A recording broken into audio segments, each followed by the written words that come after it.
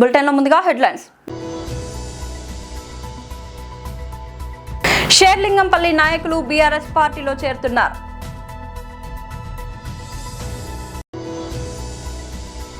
మంగళగిరి నియోజకవర్గ incharge Donthireddy Vemareddy press meet.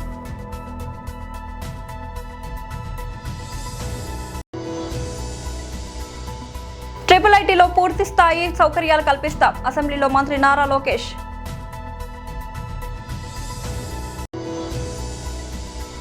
డివి శేష్ ఆధ్వర్యంలో Akiranandan grand entry.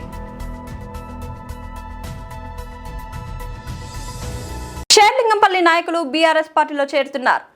గౌరవనీయులు పెద్దలు మాజీ మంత్రివర్యులు సనత్ నగర్ శాసనసభ్యులు అన్న తలసాని శ్రీనివాస్ యాదవ్ గారు, గౌరవ మాజీ మంత్రివర్యులు పెద్దలు సూర్యాపేట శాసనసభ్యులు అన్న జగదీశ్వర్ రెడ్డి గారు, గౌరవనీయులు కనబడతలేదమ్మా ఇంకా వీళ్ళు అడ్డముర్రా ముంగట వారి కెమెరాలు చూపెట్టాలి కదా మరి.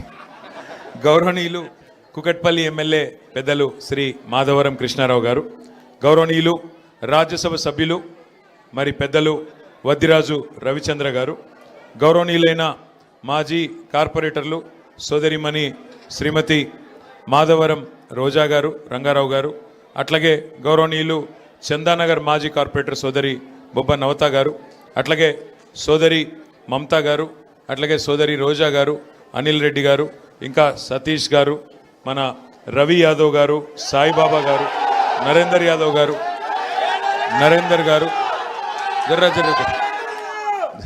సుబ్బరాజ్ గారు, మా కిషనన్న గారు, ఇంకా పేరున మల్లారెడ్డి గారు, శివరాజ్ గారు, ఇంకా శ్రీకాంత్ గారు, పేరున అందరికీ, సంగారెడ్డి గారు, ఎవరో పేర్లు చెప్పలేదో జర తిట్టుకోకురి బై ప్లీజ్, తిట్టుకోకురి.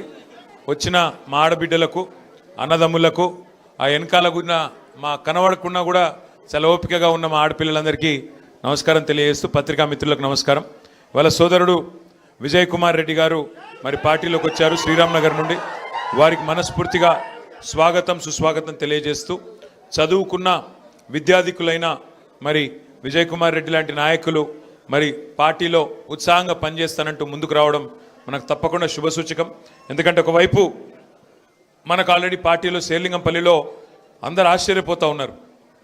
ఎమ్మెల్యే గారు పార్టీ ఇడిచిపెట్టి వెళ్ళిపోయిండు, కానీ బహుశా నాకు తెలిసి మొత్తం హైదరాబాద్లో ఎక్కడ పార్టీ బలంగా ఉందంటే నాకు తెలిసి ఇలా షేర్లింగంపల్లి నంబర్ 1 నియోజకవర్గం.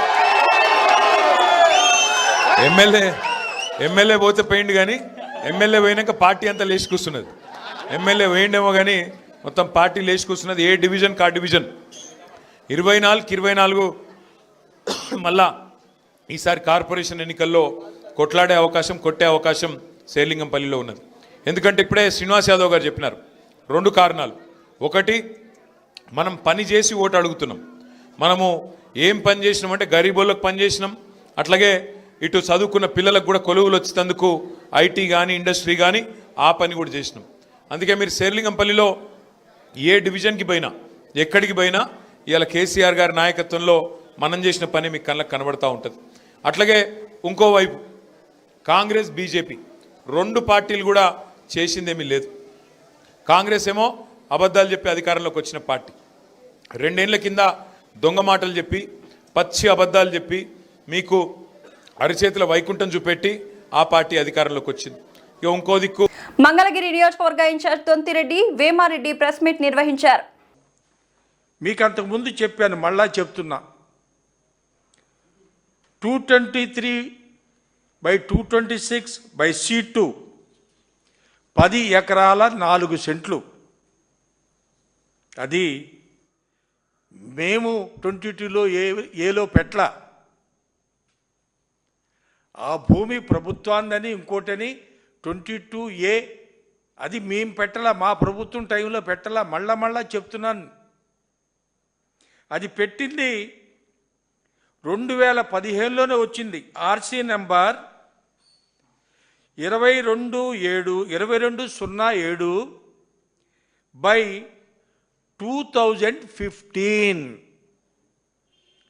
E5.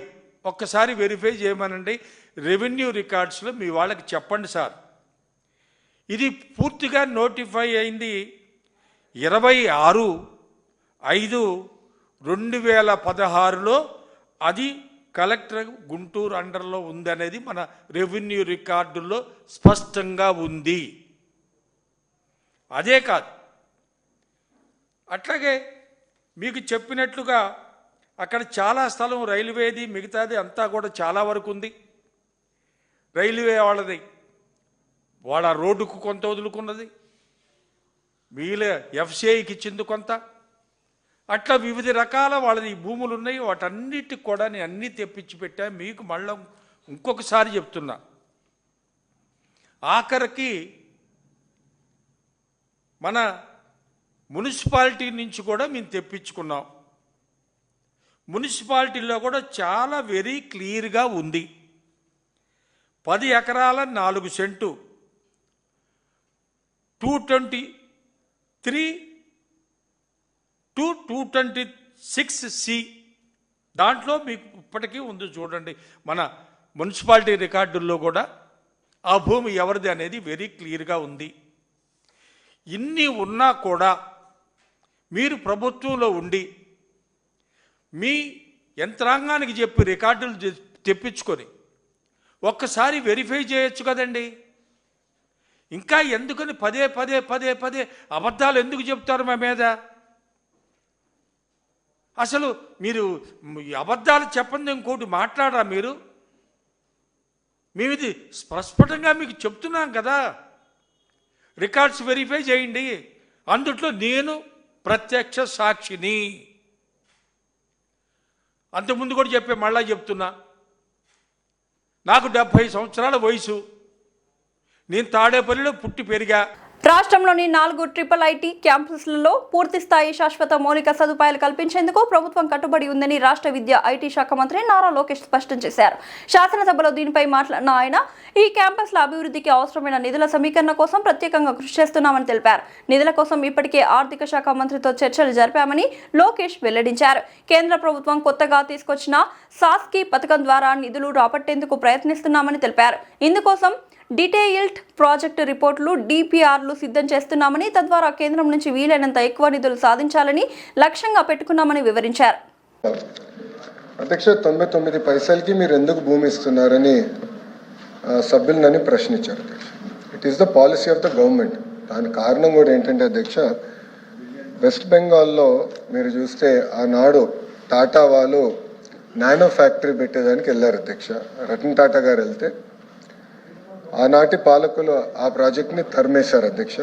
నరేంద్ర మోడీ గారు, గౌరవ ప్రధానమంత్రి నరేంద్ర మోడీ గారు, ఆయన గౌరవ ముఖ్యమంత్రిగా, గుజరాత్ ముఖ్యమంత్రిగా ఉన్నప్పుడు అధ్యక్ష, టాటా సన్స్ ఆనాడు రతన్ టాటా గారికి అప్పుడు వాట్సాప్ కూడా లేదు అధ్యక్ష, SMS ద్వారా పెట్టి, మీకు 99 పైసలకి నేను మొత్తం భూమి ఇచ్చడానికి సిద్ధంగా ఉన్నాను, మీరు రాండి గుజరాత్కని ఆయన కోరితే వాళ్ళు గుజరాత్కి ఆ ఫ్యాక్టరీ తీసుకెళ్లారు అధ్యక్ష. మొత్తం ఎకో సిస్టమ్ అనేది ఏర్పడింది అధ్యక్ష. అదే ఆదర్శంగా తీసుకుని ఐటీ ఎకో సిస్టమ్ మన విశాఖపట్నాన్ని ఒక ఐటీ క్యాపిటల్గా రూపుదిద్దించాలనేది మేము ఒక నిర్ణయం తీసుకున్నాం. ఒక ప్లాన్ ప్రకారం మేము ముందలు తీసుకెళ్తున్నాం.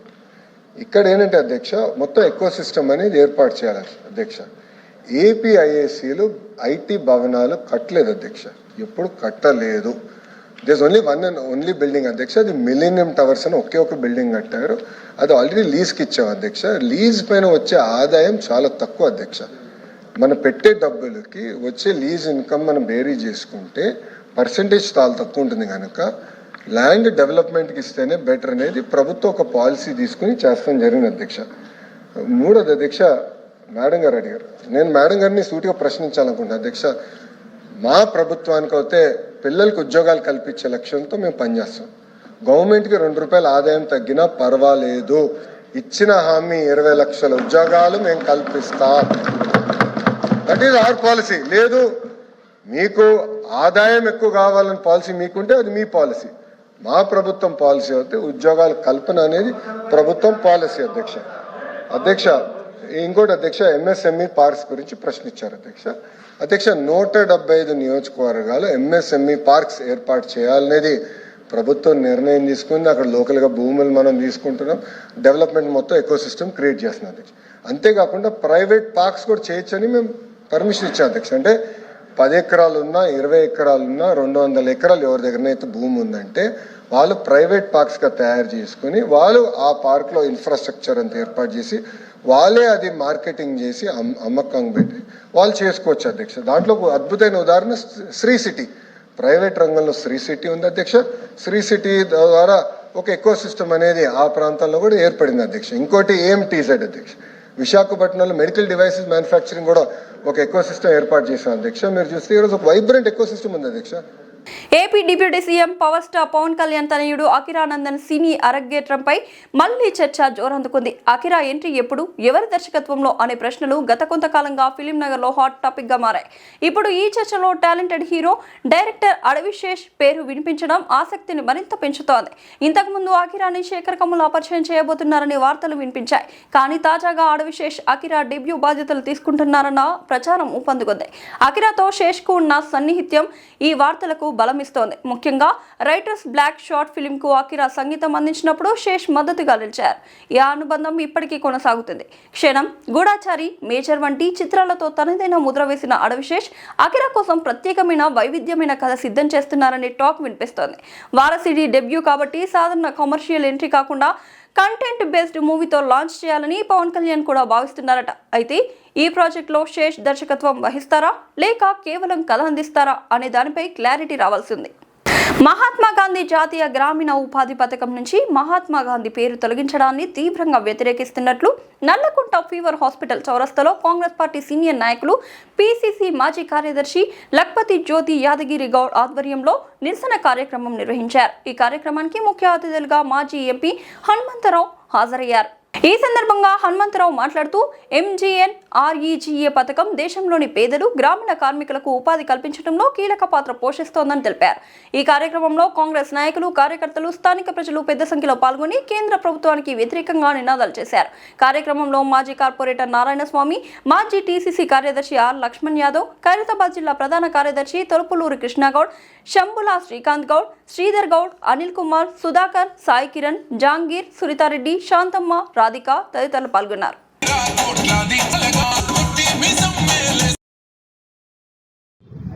యూపీఏ సర్కార్ గ్రామాలలో నిరుపేదలైనటువంటి పేదవాళ్లకు అన్నం లేక, తిండి లేక చనిపోవడం జరుగుతుంటే ఆ రోజులలో సోనియా గాంధీ గారు అనంతపూర్కి రావడం, అక్కడ ఎందుకు చనిపోతున్నారని తెలుసుకున్నాను. అమ్మా ఇక్కడ పనులు లేక, తిండి లేక, ఆఖరు మట్టి కూడా తింటున్నారు కనుక మేము వారికి సాయం చేసినాం అంటే, అరే ప్రజలకు అన్నం లేక చనిపోవడం ఇది చాలా బాధాకరమైన విషయం అని ఆనాడు ఉన్నటువంటి డాక్టర్ మన్మోహన్ సింగ్ గారికి, ప్రధానమంత్రికి చెప్పి యూపీఏ చైర్పర్సన్ గా మనం వీరి గురించి ఆలోచన చేయాలి, పేద ప్రజలకు పని కల్పించాలి, 2 పూటలు అన్నం పెట్టాలనే ఆలోచనతో ఆ రోజు సోషల్ తో సంబంధం ఉన్నటువంటి అట్టడుగున ప్రజానీకంలో ఉన్నటువంటి మేధావంతులతో మాట్లాడి ఈ కార్యక్రమం పెట్టారు. మహాత్మా గాంధీ నేషనల్ రూరల్ రోజ్గార్ కార్యక్రమం పెడితే అది 100 రోజుల పని ఉంటుండే. ఎందుకంటే ఎండాకాలంలో వర్షం ఉండదు, నీళ్లు ఉండవు, పండ్లు ఉన్నాయి కాబట్టి ఆ 100 రోజుల కార్యక్రమం పెడితే అది గతంలో జరుగుతూ ఉన్నది. కానీ ఎన్డీఏ ప్రభుత్వం వచ్చిన తర్వాత దాన్ని ఒక 25 రోజులు పెంచి,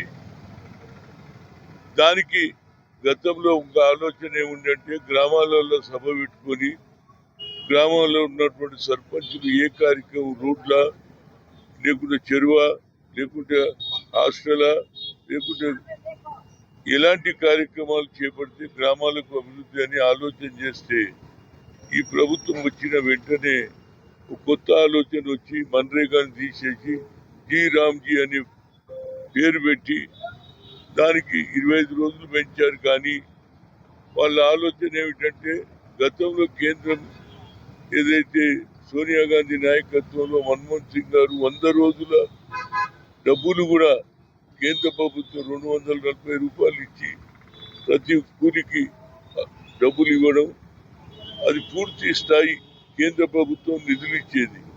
కానీ ఈ ప్రభుత్వం ఏది ఎన్డీఏ ప్రభుత్వం కేవలం 60 రోజులు వాళ్ళు ఇస్తారట, 40 రోజులు మేము పెట్టుకోవాలి. ఆల్రెడీ రాష్ట్రాలలో ఇబ్బంది ఉన్నది.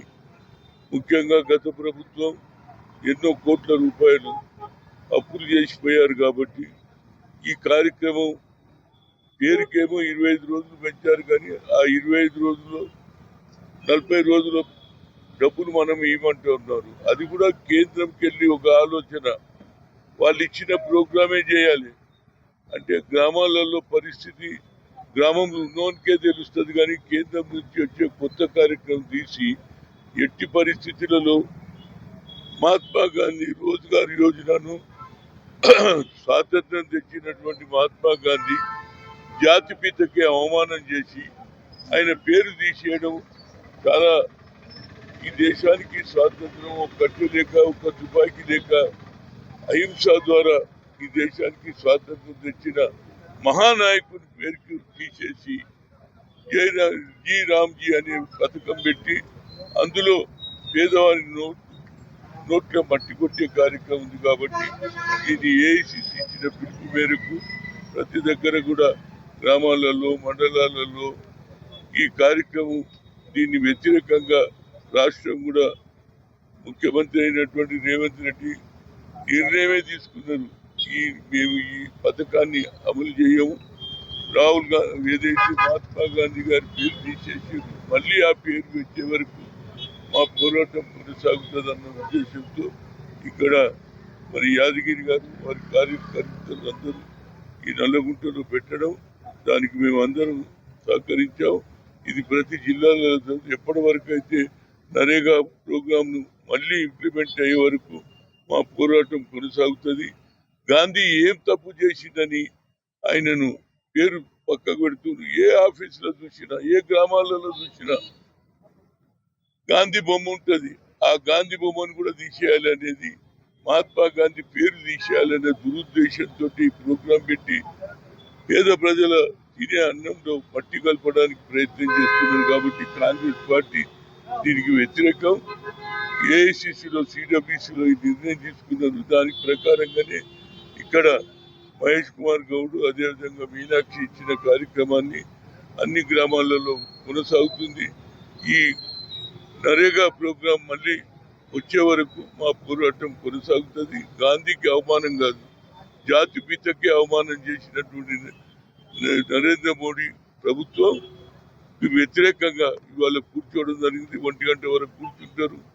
అదేవిధంగా రోజు అన్ని గ్రామాలలో ఈ కార్యక్రమం చేపడుతున్నాం. దీన్ని కొనసాగుతూ మళ్ళీ ఆయన NREGA Mahatma Gandhi Rozgar national rural employment guarantee scheme వచ్చే వరకు మా పోరాటం కొనసాగుతుంది. మహాశివరాత్రి పర్వదినాన్ని పురస్కరించుకుని శ్రీ లక్ష్మీ నరసింహస్వామి వారి 32వ అఖండ జ్యోతి పాదయాత్ర ఫిబ్రవరి 15, 2026 ఉదయం 9:30 బర్కత్పురాలోని యాదగిరి భవన్ నుంచి భక్తి శ్రద్ధల మధ్య ఘనంగా ప్రారంభం కానుంది. స్వామి జ్యోతిరానందుల వజ్ర సంకల్పంతో ఆరంభమైన ఈ పాదయాత్ర 3 దశాబ్దాలుగా భక్తుల విశ్వాసానికి ప్రతీకగా నిలుస్తూ 32వ సంవత్సరంలోకి అడుగు పెడుతోంది. 12 అడుగుల ఎత్తైన స్వామి అమ్మవార్లను దివ్య ప్రతిమలతో అలంకరించిన దివ్య పుష్ప రథం దీపకాంతుల్లో దేదీప్యమానంగా భక్తులకు దర్శనమిస్తుంది. వేద మంత్రోచ్చరణలు, శ్రీ సూక్త పారాయణలు, మంగళ వాయిద్యాల నాదాల మధ్య సాగనున్న ఈ మహాయాత్ర ఫిబ్రవరి 18 సాయంత్రం యాదగిరిగుట్టకు చేరుకుని రాత్రి 8:30 దేవాలయంలో అఖండ జ్యోతి సమర్పణతో ముగుస్తోంది. భక్తులు పెద్ద ఎత్తున పాల్గొని స్వామివారి కటాక్షం పొందాలని నిర్వాహకులు పిలుపునిచ్చారు.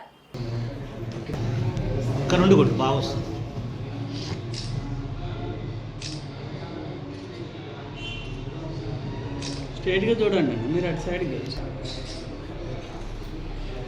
చూసుకోకసారి. యాదగిరిగుట్ట శ్రీ లక్ష్మీ నరసింహస్వామి బ్రహ్మోత్సవాల సందర్భంగా అఖండ జ్యోతి రథయాత్ర హైదరాబాదులో బర్కత్పుర యాదాద్రి భవన్ నుండి శివరాత్రి పర్వదినాన 15 ఫిబ్రవరి 2025 రోజున ఆదివారం రోజున యాత్ర ప్రారంభించబడుతుంది.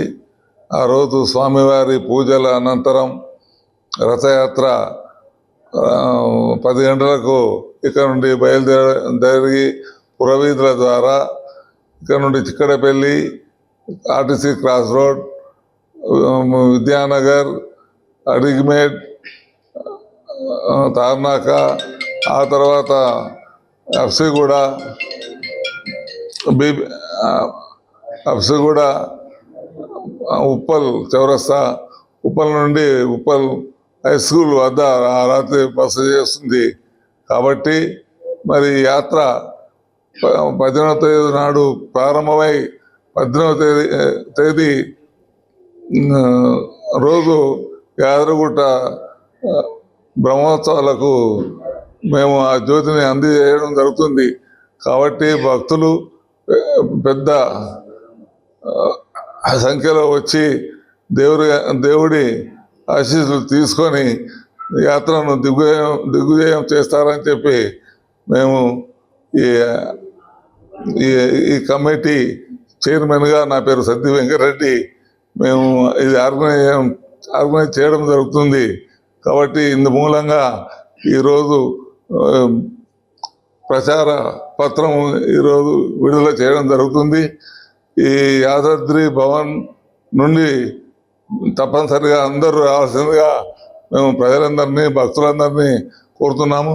దీనికి కూడా మరి గౌరవనీయులు కిషన్ రెడ్డి గారు, మరి అదేవిధంగా దేవాదాయ శాఖ మంత్రి కొండ సురేఖ గారు, మరి రోడ్డు భవనాల మంత్రి కోమటిరెడ్డి వెంకటరెడ్డి గారు, శాసనసభ్యులు ఎంపీ చామల కిరణ్ కుమార్ రెడ్డి గారు, అనిల్ కుమార్ రెడ్డి గారు, బీల ఐలయ్య గారు, అదేవిధంగా దేవస్థానం అధికారులు, పూజారులు అందరూ కూడా ఈ సందర్భంగా స్వామి గారి యాత్రలో పాల్గొంటారు. కాబట్టి అందరూ రావాల్సిందిగా మేము కోరడం జరుగుతున్నది. బాగుందా? బులెటిన్ ముగించే ముందు హెడ్లైన్స్ మరోసారి. షేర్లింగంపల్లి నాయకులు బీఆర్ఎస్ పార్టీలో చేరుతున్నారు.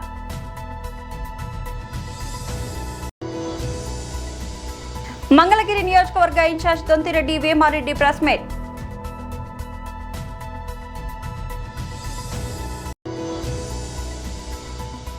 IIITలో పూర్తి స్థాయి సౌకర్యాలు కల్పిస్తాం, అసెంబ్లీలో మంత్రి నారా లోకేష్.